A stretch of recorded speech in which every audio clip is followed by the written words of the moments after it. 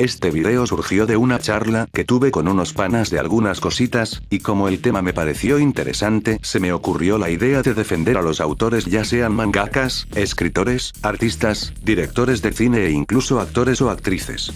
Y también de paso putear y criticar la hipocresía de ciertos críticos, comunidades y gente que solo hablan por hablar, que cuyo aporte es promover la estupidez e ignorancia a los demás. Partiremos por algo tan simple y muy obvio. Criticar una obra, ya sea manga, anime, caricatura, cine o videojuego, no está mal y es parte natural al momento de consumir un producto. Todos tenemos derecho a dar nuestra opinión para decir si la obra superó nuestras expectativas, las cumplió, es muy buena, pudo ser mejor, no me gustó o me pareció flojo e insípido. Lo cual está bien porque todos pueden hacer eso, pero hay que aclarar que siempre es con una buena intención.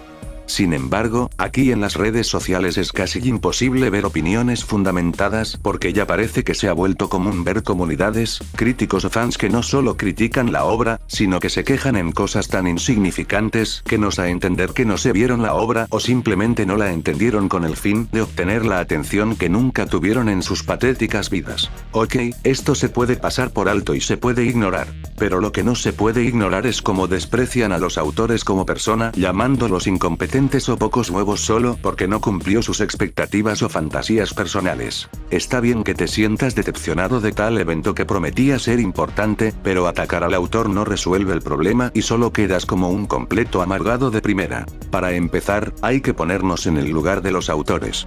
Lo que mucha gente olvida o simplemente se lo pasan por los huevos es que crear una obra no es nada fácil. Detrás del proceso de creación hay jornadas agotadoras, presiones editoriales, problemas de salud y limitaciones creativas para que sea más comercial y accesible. Solo que al final lo único que reciben son puras quejas estúpidas y sin sentido diciendo que son flojos o nunca le ponen ganas, a pesar de la jornada laboral y la presión que tienen que lidiar durante años. Los autores no son máquinas, son seres humanos como nosotros.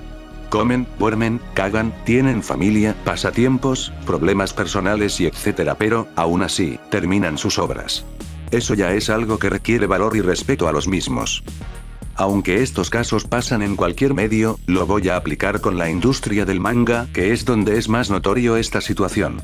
Vuelvo a decir que todos tenemos a dar nuestra opinión, pero una cosa es opinar como se debe y otra cosa es decir pendejadas, donde queda en claro que no entendió la obra, no la vio o solamente putean la obra e incluso joden hasta el mismo autor solamente para verse como unos basado entre comillas con el fin de ganar atención que nunca tuvieron en su casa en base a likes, vistas o retweets como unos subnormales. Si algo aprendí de Bakuman es que crear un manga no es fácil, tienen que hacer un borrador o un manuscrito para plasmar la idea o el diseño de los personajes, lo cual no es nada sencillo, dependiendo del tipo de publicación tienen que cumplir con los plazos de publicación de sus capítulos semanales o mensuales. También tiene que tratar de mantener interesante y enganchar al lector por años, lo cual no es sencillo ya sea por la presión y la competencia de la revista. Y todo eso tiene un costo, sacrificar horas de sueño, su propia salud y bienestar personal para cumplir la entrega del episodio. Incluso el mangaka no hace todo solo, también necesita ayuda de sus asistentes para ahorrar tiempo. Y lo más importante, todo ese proceso al final lo juzga su editor, donde decide qué cosas puede agregar, mejorar o quitar para que pueda cumplir con los estándares de la revista, donde depende si le da libertad creativa o lo limita para que sea comercial. Aclaro esto último porque es algo que siempre pasan por alto. A ver, me explico. Es verdad que algunos mangas empiezan a flaquear, decaer, tener giros muy rebuscados o la ejecución se quede a deber. Pero siempre las quejas y la culpa caen en el mangaka tachándolo de incompetente o flojo. Por un lado puede ser verdad que tal evento no se ejecutó bien o fue decepcionante, pero es normal en cualquier mangaka que apenas va debutando con su primera obra, no comienza perfecto, pero poco a poco pule su estilo. Pero por otro lado no hay que echarle siempre la culpa al autor por cagar un evento importante, cuando gran parte de la responsabilidad suele ser del editor, que impone tiempos, formatos y cambios que limitan la libertad creativa. No digo que tampoco lo vayan a putear ni nada de eso porque solo hace su labor, sin importar si la decisión sea correcta o no, pero el punto aquí es que juzgar al autor sin tener en cuenta estas condiciones es injusto y simplifica de manera extrema la complejidad del proceso creativo. Ejemplos son varios, pero destacaré unos cuantos. El primero a mencionar es Horikoshi Kougei y su obra más popular, My Hero Academia. Aviso de antemano que no vengo a defender el manga porque tampoco me parece tan buena, pero sí vengo a señalar algo que es evidente, pero siempre se lo pasan por alto. Para empezar, sabemos que My Hero Academia tiene muchas cosas criticables y no pienso dar la contraria. Sin embargo, al pasar de los años me doy cuenta que varias de las críticas que le hacen me parecen malísimas, se notan que ni se vieron la obra y el peor de los casos, llaman a Horikoshi como un mangaka incompetente, pocos huevos, mal escritor o vende humo solo porque no te gustó la obra o no cumplió con tus expectativas de mierda. Horikoshi no es un mangaka perfecto, su obra más popular tiene giros muy rebuscados, resoluciones muy convenientes y personajes que se quedan a deber. Pero en su defensa se nota que ama construir su mundo, tiene ideas interesantes que, aunque su ejecución pudo ser mejor, se nota que tiene una visión clara de su obra y como quiere ir al más allá, un buen mensaje, trata a sus personajes como si fueran sus propios hijos. Cosa normal de un mangaka que, si le pone cariño en sus obras, lo cual se nota en cada ilustración que hace en sus redes. Y algo que es innegable, tiene un estilo de dibujo único y muy atractivo que se nota que le pone mucho empeño en que los paneles, peleas y momentos se sientan intensos, épicos y memorables. Si bien es verdad que algunos arcos y personajes se quedan a deber o simplemente no me convencen del todo, como dije antes no toda la culpa cae del autor, sino del mismo editor que modifican o quitan cosas para que sea accesible al público. Todos esos errores son debatibles y lo dejarían pasar hasta cierto punto y se podría dejarlo pasar, pero la cosa cambia cuando lo llaman incompetente, mal escritor, pocos huevos o vende humos. Amigo, una cosa es criticar a la obra, otra cosa ya es meterse con el creador solo porque no te gustó la obra como si fuera el peor criminal de la historia. Horikoshi antes de My Hero Academia ha hecho 2 mangas, Oumagadoki Doubutsu en Ibarrage. Ambos fueron cancelados no porque el autor sea un incompetente o mal escritor, sino por el bajo ranking y sabemos que el sistema de publicación de la Shonen Jump depende de la popularidad. Si el manga está en los primeros puestos es un éxito, si cae en botón 5 corres el riesgo de ser cancelado. Así pasó con esos 2 mangas porque el autor no sabía cómo funcionaba el sistema de la revista, aparte era un principiante y su estilo apenas se estaba puliendo. Pocos huevos nunca fue porque en vez de rendirse, creó My Hero Academia porque es una obra más propia de él, nunca se rindió, tuvo demasiado apoyo, una base de fans, se volvió uno de los shonens más populares de la actualidad con un anime de 8 temporadas que cubre toda la historia, películas, videojuegos e incluso tendrá un live action. Todo este camino no fue fácil, estar en los primeros puestos en la Jump, no fue sencillo por la competencia, recibió amenazas de muerte como cualquier mangaka, pasó por problemas de salud y entre muchos factores más.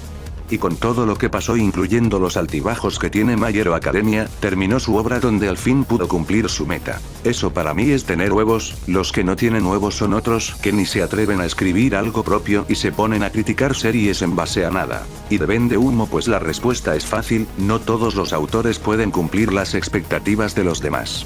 Es verdad que algunos eventos, personajes o arcos flaquean o pudieron ser mejor, pero el autor en este caso Horikoshi hizo lo que pudo. Que sus fans exageren diciendo fue la venida de Jesucristo es cosa aparte que poco o nada tiene que ver con la obra. Así puedo aplicar lo mismo con Kishimoto diciendo que no sabe escribir. Nunca entendí esa estupidez de que Kishimoto es un mal escritor, a pesar de que Naruto no me parezca tan buena y tiene muchas cagadas que se le pueden criticar, en su defensa no lo hace un mal escritor porque antes que decayera al menos sí le tenía mucho empeño en construir su mundo que me parece genial, creo a los mejores personajes, buenos diálogos, motivaciones, peleas épicas y momentos que al día de hoy es memorable. Eso es algo que puedo apreciar del autor y también porque la obra fue tan influyente en su época que al día de hoy da mucho de qué hablar. Kishimoto siempre fue puteado y recuerdo que vino en el 2012 o 2013 con la moda de putear shonens populares como Dragon Ball y Naruto. Hasta incluso no negar que en su momento me uní al mame porque era chistoso llamarlo Kishiputo XD. Pero eso fue hace años porque ese tipo de comentarios ya no me causan gracia. Volviendo al tema, puedo comprender que no te guste la obra o te parezca la peor basura del mundo, o te lo paso, al igual con Horikoshi, meterse con Kishimoto en su momento como en la actualidad demuestran la poca empatía con el creador como si meterse con él fuera un logro para demostrar tu estatus de crítico mamador pretencioso a pesar de que solo quedas como un pedante insoportable. Amigo, llamar incompetente y mal escritor mientras criticas las falencias de la obra no te hace un buen crítico, te vuelves un imbécil. Lo más cagado de este asunto es que le quitan su mérito diciendo que el verdadero creador de Naruto es el editor y que Kishimoto no hizo nada en toda su carrera, lo cual me parece una pendejada por donde lo veas. Al momento de hacer una obra es necesario tener un editor o supervisor, lo cual tiene la función de darte ideas, corregirlas, omitir o añadir cosas para que tu obra sea accesible y puedas transmitir lo que quieras mostrar en las mismas. No es lo mismo publicar un libro de a gratis sin la supervisión de un editor porque el resultado será una obra inentendible, mal escrita y demasiado pesada de seguir. Un editor es importante porque aprendes cómo estructurar mejor sus ideas, guardar lo importante para eventos futuros, lo cual te beneficia para mejorar como autor de diversas historias. Akira Toriyama, Eiichiro Oda e incluso Hirohiko Araki con sus obras populares siempre necesitaron la ayuda del editor porque sin ellos, One Piece, Dragon Ball y los JoJo's no hubieran despegado. Lo mismo va con Naruto, sin ese editor la obra acabaría cancelada en tan solo 19 capítulos. Yo no sé quién fue el que empezó esa tontería, unos dicen que son los youtubers de anime que difundieron esa estupidez y otros dicen que es el mismo fandom que malinterpretaron una entrevista del autor sobre la creación de Naruto, cosa que en la cual ambos quedan peor. Uno por difundir esa mentira a la audiencia en base a su ignorancia y otro por inventarse cosas que nunca se dijo en primer lugar. Otro ejemplo es Aka Akasaka que es conocido por crear Kaguya-sama y Yoshinoko, viendo sus obras se nota que el tipo es bueno y tiene ideas interesantes, sabe construir personajes y entre muchas cosas más. Las razones de por qué lo basurean debe ser de las más estúpidas llenas de ardor anal y resentimiento, sobre todo en el final de ambas obras donde según ellos terminó de la verga. Puedo entender que el final no haya sido de tu agrado, es normal, pero las razones son igual a lo que dije de Horikoshi llamando vende humo y pocos huevos. Amigo, esto no es una crítica, solo estás haciendo un berrinche en algo que no te va a afectar en tu patética vida. Porque con Oshinoko demostraron la poca empatía que tienen con el mangaka al punto de mostrar edits de los capítulos que sacaban diciendo que esa madre se volvió incestuosa, la traducción de cierto scan alteraba ciertos diálogos que malinterpreta el mensaje y la visión que quiere plasmar el autor. Y cuando la obra terminó como siempre las opiniones son divididas, algunos la amaron y otros odiaron el final. Por un lado, sería nada nuevo hasta que este scan de mierda alteró partes del diálogo metiendo un chiste sin gracia solo porque detestaron el final hasta la muerte. Y no vengan con la mamada que es una traducción no oficial y quejarse de eso es pendejo, lo cual es una falacia porque hay algunos scans que sin importar la calidad de un manga hacen una traducción decente para el disfrute de los demás, incluso muestran comentarios de agradecimiento como tal obra cambió su vida o cosas por el estilo. Cosa que estos maricas nunca hicieron y mostraron sus palabras finales repletos de puro odio y ataque personal al mangaka como si hubiera matado a sus abuelos, solo porque el final según ellos les pareció una mierda. Y al día de hoy hay gente que defiende esa traducción de mierda, demostrando la nula empatía que tienen con el mangaka. Hacer un final es mucho más complicado que empezar a crear una historia, no solo basta con hacer un final feliz, sino cerrar todos los eventos, arcos de personaje y demás que tengan coherencia con lo que quiere transmitir.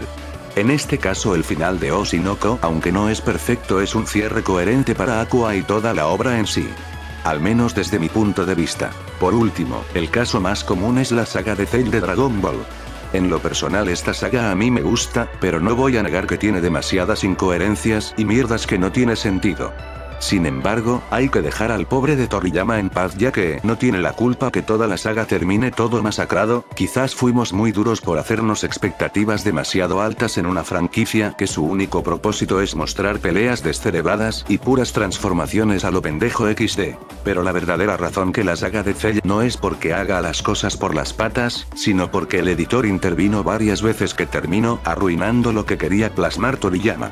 Primero introducen a Don Ramón y Señor Barriga, Dr. Gero y Android 19 donde mostraba mucha aura como dirían algunos, pero el editor no le gustó, bórralo y hágalo otra vez.